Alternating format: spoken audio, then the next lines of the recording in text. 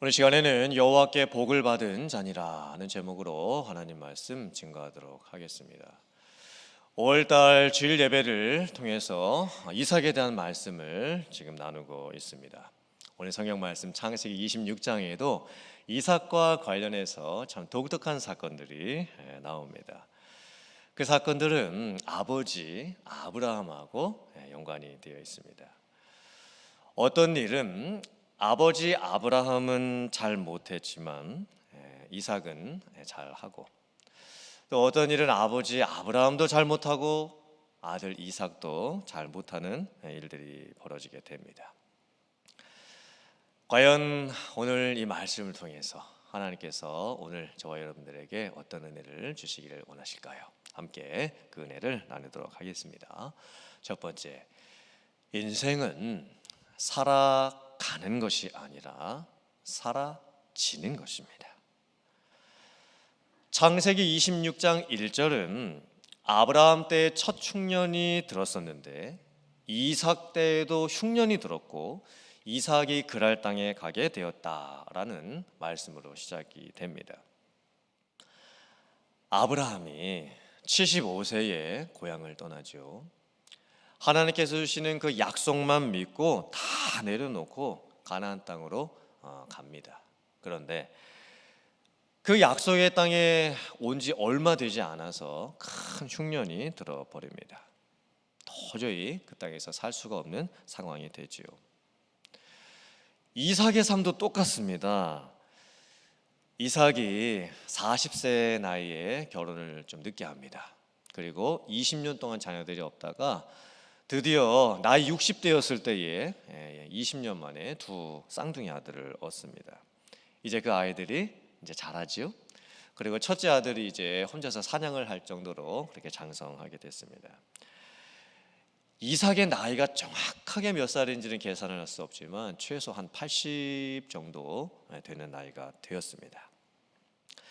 만약에 여러분이 80 정도 되면 무슨 생각이 드시겠습니까? 이제는 좀 쉬어야 되겠구나, 이제 좀 평안히 좀 살았으면 좋겠다라는 그런 생각 드시지 않겠습니까? 그런데 흉년이 들고 맙니다.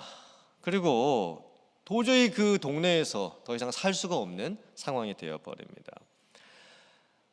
아버지 아브라함에게도 흉년이 들었고 아들 이삭에게도 흉년이 듭니다. 흉년이 들었다고 하는 것은 내 인생에 있어서 내가 어떻게 해볼 수가 없는 큰 일이 나에게 닥친 것입니다. 내가 어떻게 조절을 해낼 수가 없는 상황이 나에게 지금 벌어지게 된 것입니다.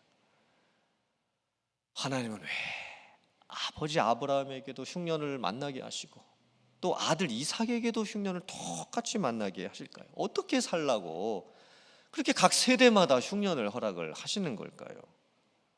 그런데 하나님께서 이삭을 그냥 내버려 두시지를 않습니다.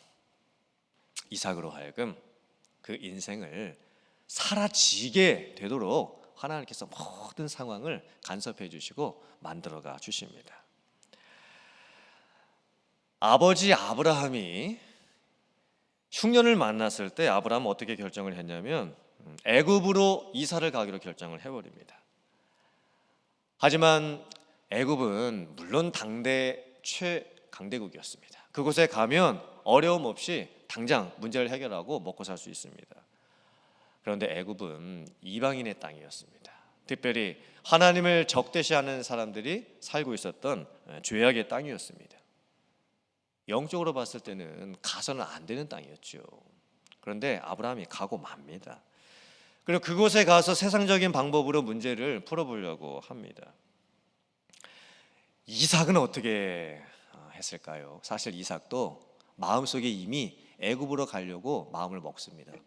그리고 그 중간 지역에 그랄 땅에 가서 지금 잠시 머물고 있습니다. 그런데 이때 하나님께서 이삭에게 나타나 주십니다. 그리고 이삭에게 아버지 아브라함이 했던 그 실수를 똑같이 반복하지 아니하도록 이렇게 약속의 말씀을 주십니다.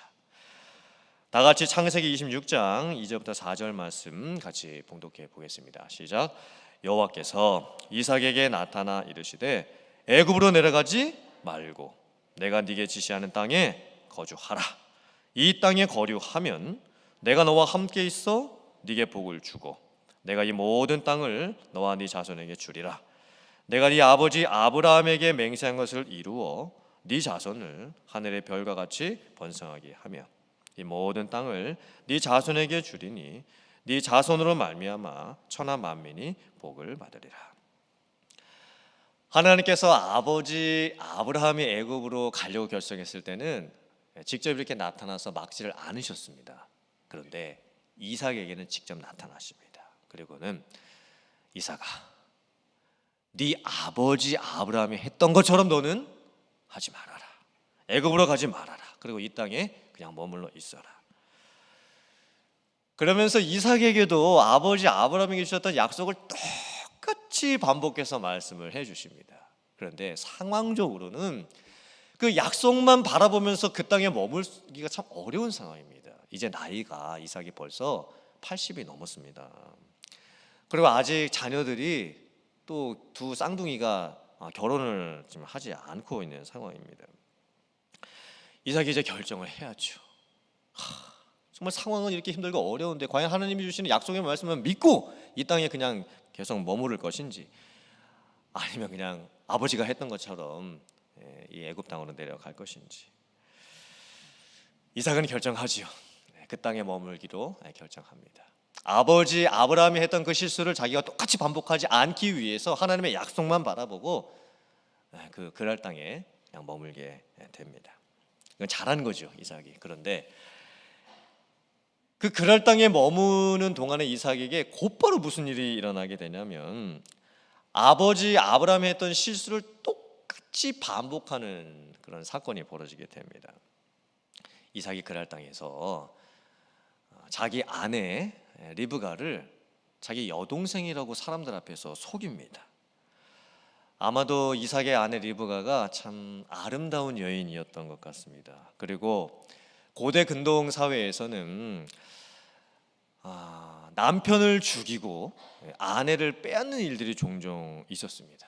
그래서 이삭이 그게 두려워서 사람들 앞에서 자기의 아내를 여동생이라고 속이는 거예요. 그런데 이 아내를 여동생이라고 속인 사건은요, 이미 아버지 아브라함이 2번이나 했던 사건이었습니다. 아브라함은 이미 애굽에 내려갔을 때에도 자기 아내를 여동생이라고 속였었고, 그리고 아버지 아브라함도 똑같은 그랄 땅에 갔었습니다. 그리고 그곳에서 똑같은 아비멜렉 왕을 만났었는데 그때도 아비멜렉 왕 앞에서 자기 아내를 여동생이라고 속였던 거예요. 물론 여기 나오는 아비멜렉 이 왕은 왕의 호칭일 뿐이지 이름이 아닙니다. 우리가 대통령이라고 하듯이 아비멜렉이라고 하는 것은 왕이 가지고 있는 그 직분의 호칭입니다. 그러므로 아버지 아브라함이 그랄 땅에서 만났던 아비멜렉 왕하고 그 다음에 이삭이 그랄 땅에 가가지고 만났던 이 아비멜렉 왕은 똑같은 사람은 아닙니다.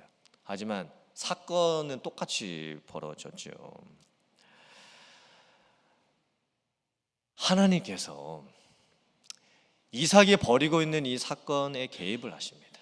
왜냐하면 이게 그냥 이 사건이 흘러갔다가는 이게 결과를 알 수가 없는 큰일이 일어날 것을 하나님께서 아시고 그걸 막으십니다. 막아주시는 거예요. 아비멜렉 왕이 이 이삭하고 리브가가 부부라는 것을 이제 보고 깨닫게 됩니다. 그리고는 그랄 땅에 있는 자기 백성들에게 이렇게 명령을 내립니다. 이삭과 리브가는 부부라는 것이 밝혀졌으니 더 이상 누구든지 이 리브가를 범하는 자가 있으면 죽임을 당하게 될 것이다. 하나님께서 다시 한번 이삭에게 나타나셔서 이삭의 삶에 간섭을 해주시면서 이삭이 그의 인생을 사라지게 되도록 하나님께서도 허락을 해 주신 거예요. 오늘 이 말씀이 우리들에게 주시는 영적인 은혜가 도전이 무엇일까요?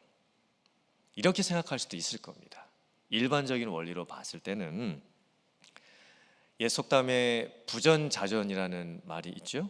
아버지가 했던 것 그대로 자녀들이 따라한다라는 것입니다. 부모님들이 했던 그 습관과 관습들을 자녀들이 보고 배웠기 때문에 나중에 가서는 부모님들이 했던 것들을 그대로 이제 따라서 하게 된다는 것이죠. 그럼 과연 오늘 말씀이 애들이 부모 따라 한다, 그러므로 애들을 잘 가르쳐야 한다, 나쁜 거 가르치면 안 된다, 이런 말씀을 우리에게 가르쳐 주시는 것일까요? 아닙니다. 그리고 사실 이삭이 아내를 여동생이라고 이게 속이는 사건은요, 아버지 아브라함을 보고 배워서 한 게 아니었습니다. 왜냐하면 아버지 아브라함이 자기 아내를 그 여동생이라고 속였을 때는요, 아직 이삭이 태어나지도 않았을 때였습니다. 그러니까 이삭이 이 아버지의 나쁜 습관을 보고 배워서 이렇게 하는 게 아니에요. 또 오늘 말씀을 이렇게 생각해 볼 수도 있겠지요. 이제 가정 상담학과 심리학적인 관점에서 보면은 전이 감정이라는 게 있습니다. 감정이 전이 된다라는 것이죠. 습관이 세대와 세대를 통해서 흘러가게 된다라는 것입니다. 즉 어린 시절에 내가 받았던 좀 아픈 상처가 치유되지 않았을 때 내가 장성하고 나서 나를 통해서 누군가에게 똑같이 투사되고 재현이 된다라는 것입니다. 내가 겪었던, 어린 시절에 겪었던 그런 힘든 일들을 내가 치유되지 못한 채 그거를 가지고서 인생을 살았을 때 나중에 내가 다른 사람들을 보는 관점에도 영향을 미쳐서 나쁜 영향력이 나타나게 된다는 것입니다. 예를 들면 이제 아버지가 술 취하시고 또 술에 취하시고 나시면 뭐 술 주정도 하시고 심지어는 이제 가정 폭력까지 행하시는 것을 보면서 어린 시절에 자라게 되면 나는 나중에 커가지고 우리 아버지처럼 절대 되지 말아야 되겠다라고 그렇게 생각은 하지만 막상 본인이 이제 장성하고 결혼하고 자녀들을 낳았을 때 본인도 알코올 중독자가 되는 확률이 높아지고 자기가 아버지 보면서 나는 아버지처럼 절대 하지 말아야 되겠다는 것을 자기 자녀들에게 똑같이 재현을 하게 된다는 겁니다. 또 어린 시절에 이제 여자분들이 아버지로부터 만약에 많은 사랑을 받지 못하고 자라게 되면 결혼하고 나서 남편에게 아버지의 역할을 많이 기대하게 됩니다. 사실 남편은 남편일 뿐이지 남편이 아버지의 역할까지 다 해줄 수가 없죠. 아내도 어느 정도 그것을 알고 있습니다. 그런데 본인이 어렸을 때 자기 아버지로부터 받은 사랑이 너무 없었고 그게 너무 그리우니까 이 남편으로부터, 아버지로부터 받는 그런 사랑까지도 받기를 원하는 거예요. 근데 남편이 그걸 해줄 수가 없죠. 그러면서 이제 또 여러 가지 서운한 힘든 일들이 부부 사이에 벌어지는 거예요. 또 만약에 이제 어렸을 때 뭐 언니들이 많았든지 아니면 형들이 많아가지고 늘 이렇게 좀 치여서 살았을 수도 있습니다. 그러니까 늘 언니들 밑에서, 형들 밑에서 이렇게 주눅 들어서 눈치 보고 살았던 경우도 있게 되죠. 그리고 나서 이제 본인이 이제 결혼을 하고 자녀들을 낳으면 물론 이제 첫째도 사랑하겠지만 첫째의 마음 가는 것보다 둘째, 셋째, 막내의 마음 가는 게 더 많아질 수도 있습니다. 왜냐하면 자기가 어렸을 때 그런 것들을 겪고 자랐기 때문에 이상하게 이 둘째, 셋째, 넷째 이 막내들한테 마음이 더 가게 되는 거예요. 오늘 이 아브라함과 이삭의 사건을 뭐 전이 감정으로 제가 해석할 수도 있겠죠. 뭐 그렇게 설교할 수도 있을 것입니다. 하지만 그것도 오늘 성경 말씀이 우리에게 주시는 궁극적인 말씀이 아닙니다. 오늘 말씀의 핵심이 뭘까요? 과연 오늘 이 성경 말씀을 통해서 하나님께서는 우리들에게 무슨 말씀을 주기를 원하시는 것일까요? 오늘 성경 말씀은 하나님의 약속이 이루어질 때 인간의 연약함으로 말미암아 하나님의 약속이 이루어지는 데 있어서 실패할 위기를 많이 맞게 됩니다. 그런데 하나님께서 우리들의 실수, 우리들의 실패, 인간의 약점에도 불구하고 하나님께서 우리들에게 주셨던 그 약속을 하나님께서 그러함에도 불구하고 신실하게 이루어 가신다라는 것입니다. 즉 인생을 내가 내 힘으로 살아가는 것 같지요. 내가 내 인생을 살아가는 것 같이 그렇게 생각이 듭니다. 하지만 아닙니다. 인생은 사라지는 것입니다. 인생을 하나님의 은혜로, 하나님의 간섭하심과 도우심과 하나님의 신실하심으로 사라지게 되는 것입니다. 우리 인생을 잘 보세요. 우리가 아무리 철저하게 계획하고 밤잠을 자지 않고 일하고 밥 먹을 시간도 없이 애쓰고 내가 가지고 있는 모든 것을 다 쏟아붓는다고 해도 우리는 실수할 수밖에 없습니다. 또 우리는 치명적인 실패를 우리 인생 가운데 경험을 할 수밖에 없습니다. 우리는 인생을 살아갈 수 없습니다. 애초에 그런 능력이 나에게 없습니다. 하나님께서 나를 향해서 가지고 계신 하나님의 뜻을 하나님께서 지켜가 주십니다. 그리고 하나님께서 나를 향해서 가지고 계시는 그 계획을 멈추시지를 않습니다. 그리고 하나님께서 끝까지 나를 향해서 갖고 계시는 그 뜻을 하나님께서 이루어가게 해주시는 거예요. 그래서 우리의 인생은 사라지게 되는 것입니다. 이사야서 43장 1절부터 3절 말씀 같이 봉독하겠습니다. 시작. 야곱아, 너를 창조하신 여호와께서 지금 말씀하시느니라. 이스라엘아, 너를 지으신 이가 말씀하시느니라. 너는 두려워하지 말라. 내가 너를 구속하였고 내가 너를 지명하여 불렀나니 너는 내 것이라. 네가 물 가운데로 지날 때에 내가 너와 함께할 것이라. 강을 건널 때에 물이 너를 침몰하지 못할 것이며 네가 불 가운데로 지날 때에 타지도 아니할 것이요 불꽃이 너를 사르지도 못하리니 대저 나는 여호와니 하나님이요 이스라엘의 거룩한 이요 네 구원자임이라. 내가 애굽을 너의 속량물로 구스와 스바를 너를 대신하여 주었노라. 너는 내 것이라. 너는 내 것이라. 이것이 하나님께서 우리에게 주시는 우리의 정체성입니다. 우리는 하나님의 소유된 백성입니다. 하나님의 자녀들입니다. 하나님의 나를 택하셨고 나를 구원하셨고 나에 대한 계획을 가지고 계십니다. 우리는 강을 건너야 될 때도 있죠. 물을 지나가야 될 때도 있습니다. 심지어 불 가운데를 통과해서 지나가야 될 때도 있습니다. 우리는 그 상황 속에서 계속 실수하고 실패합니다. 심지어 아버지 때 했던 실수 똑같이 내가 반복하고 내가 했던 실수 똑같이 내 아들이 반복하면서 그렇게 우리는 살 수밖에 없습니다. 그게 우리의 인생이에요. 그런데 하나님께서 우리에게 너는 내 것이라 말씀해 주십니다. 내가 너를 택했다.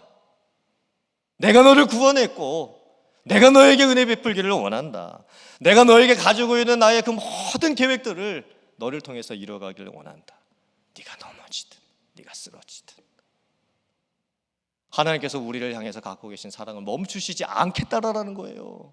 절대 포기하지 아니하시겠다고 지금 말씀을 해주시는 거예요. 인생은요 자신감으로 못 삽니다. 우리 인생을 내가 인생을 한번 이렇게 살아봐야지 그런 자신감 가지고 우리 인생을 살아낼 수가 없어요. 인생은 은혜로 사는 거예요.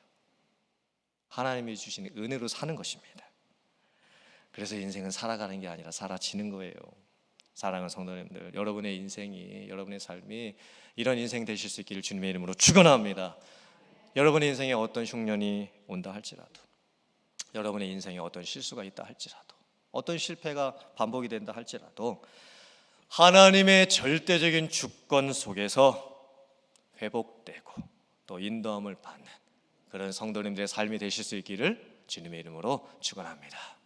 아멘. 두 번째, 내가 만든 복이 아니라 하나님께서 주셨다고 인정받는 복을 받고 누릴 수 있어야 합니다. 이삭이 애굽으로 가지 말라라는 말씀에 순종하고 그랄 땅에 머물렀을 때 참 놀라운 일이 생기게 됩니다. 창세기 26장 12절부터 14절 말씀 같이 봉독합니다. 시작. 이삭이 그 땅에서 농사하여 그 해에 100배나 얻었고 여호와께서 복을 주심으로 그 사람이 창대하고 왕성하여 마침내 거부가 되어 양과 소가 떼를 이루고 종이 심이 많으므로 블레셋 사람이 그를 시기하여. 이삭은 원래 농사 짓는 사람이 아닙니다. 유목민이죠. 장막을 치고 여기저기 옮겨 다니면서 소, 양, 염소, 가축을 이렇게 키우는 사람입니다. 그러니까 농사를 지을지 잘 모르는 이삭이 농사를 졌는데 그 해에 수확이 100배를 거두게 됩니다. 이게 무슨 의미일까요?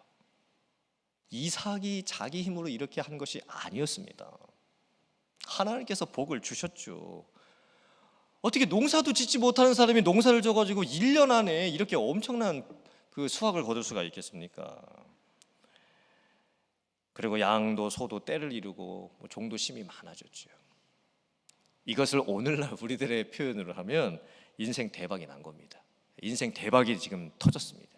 그러면 그 바로 다음에 나오는, 자연스럽게 나오는 진행되는 이야기가 뭘까요?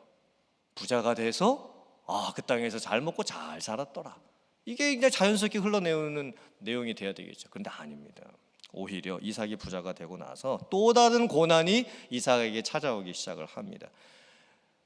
그랄 땅에 원래 살고 있었던 그 원주민들이 이삭이 잘 되는 것을 시기하기 시작을 합니다. 그리고 심지어 핍박하기 시작을 하고 드디어 이제 이삭이 가지고 있었던 우물을 빼앗아 버립니다.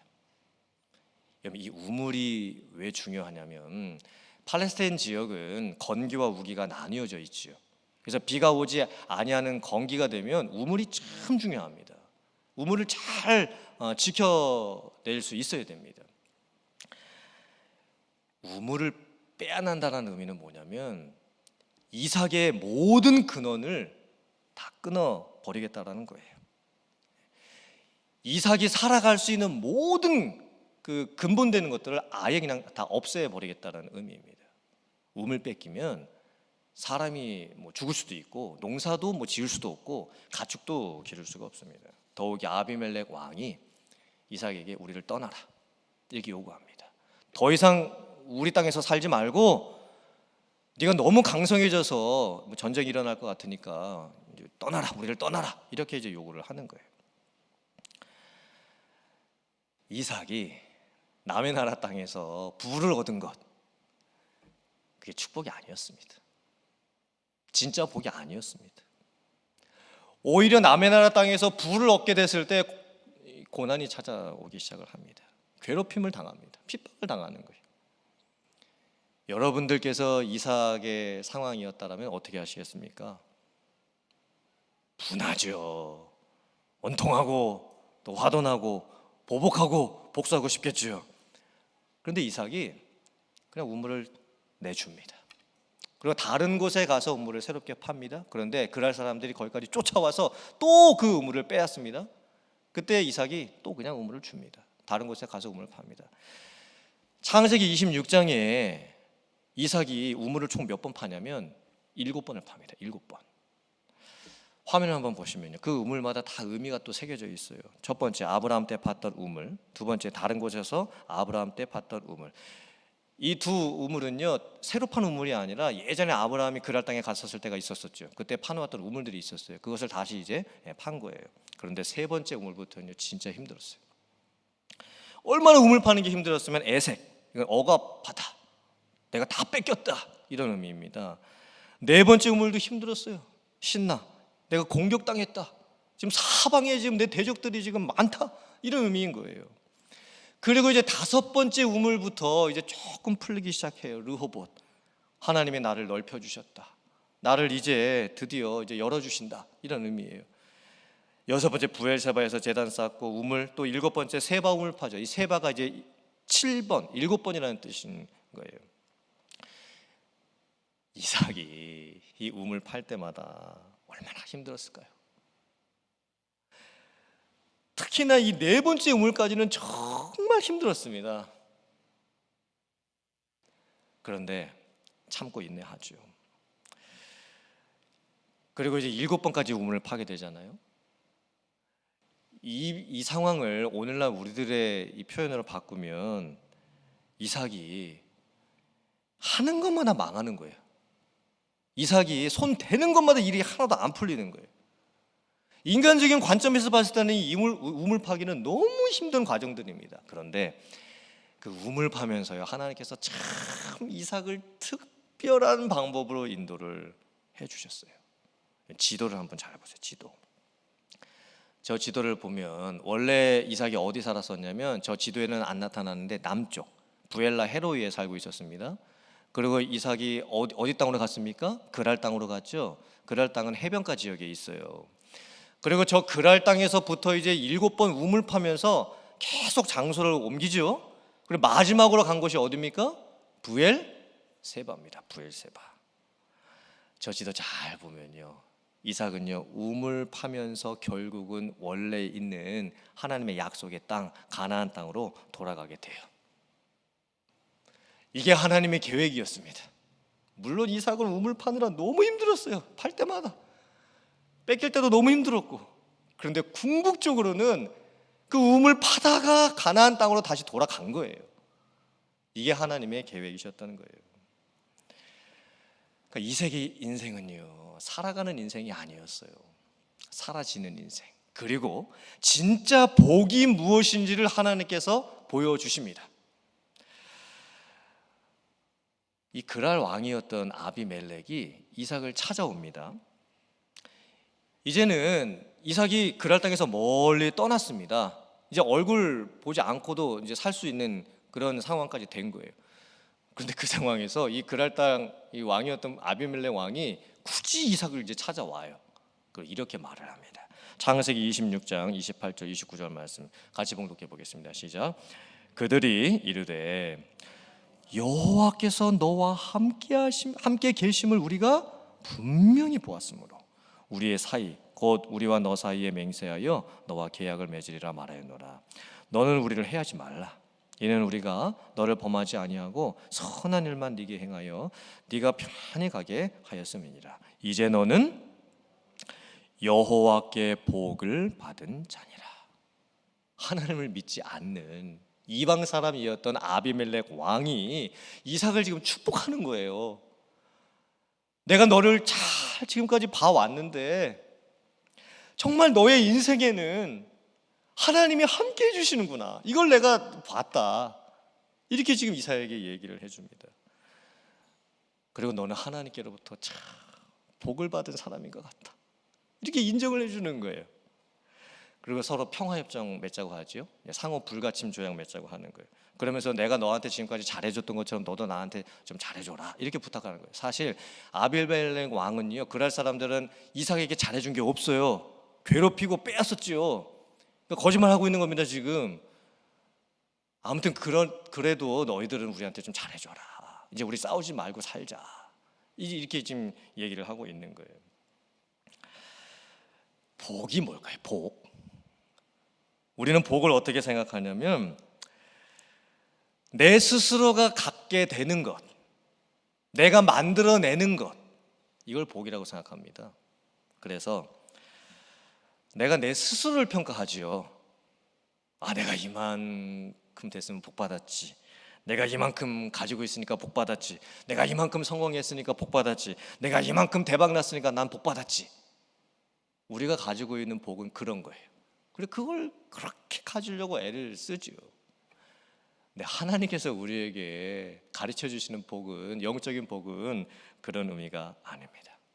오히려 이 세상 사람들이, 하나님을 믿지 않는 사람들이 날 봤을 때 저분은 정말 하나님을 믿는 사람답게 사시는구나. 저분의 삶을 봤을 때 참 저 인생 가운데 고난이 저렇게 많은데도 어떻게 저분은 나랑 또 세상에 있는 사람들이랑 저렇게 다른 모습으로 살 수가 있는 걸까? 정말 저분이 저렇게 사시는 것은 저분이 믿고 있는 하나님의 은혜, 하나님을 믿는 그 은혜 안에서 살기 때문에 저렇게 저분이 살게 되는 것이구나. 이렇게 주변에 있는 사람들이 나를 인정해 주게 되는 것, 그게 바로 진짜 복입니다. 사랑하는 성도님들, 이 복은요 스스로 갖는 만족감이 아니에요. 그리고 그런 만족감은요 언젠가 다 없어지게 돼 있어요. 하나님께서 우리에게 주시기를 원하시는 복은 첫째는 은혜로 사라지게 되는 복입니다. 믿으십니까? 아멘. 그리고 두 번째는 뭐냐면 나를 통해서 하나님의 영광을 받게 되시는 거예요. 다른 사람들이 나를 봤을 때 정말 저분은 하나님을 믿는 분이고 저렇게 사시니 하나님께서 저분에게 은혜를 베푸실 수밖에 없구나. 그렇게 내가 다른 사람들로부터 인정받게 되는 거, 그게 진짜 복인 줄 믿습니다. 사랑하는 성도님들, 오늘 이제 이 말씀을 마치면서 여러분들의 삶이 정말 은혜로 사라질 수 있는 삶이 되시길 주님의 이름으로 축원합니다. 그리고 여러분의 삶을 통해서 은혜를 드러내시고 하나님의 영광을 드러내시고 정말 다른 사람들로부터 그렇게 복 받았다고, 진짜 복 받으셨다라고 인정받는 그런 삶을 살아가실 수 있는 여러분들 다 되실 수 있기를 주님의 이름으로 축원합니다. 아멘.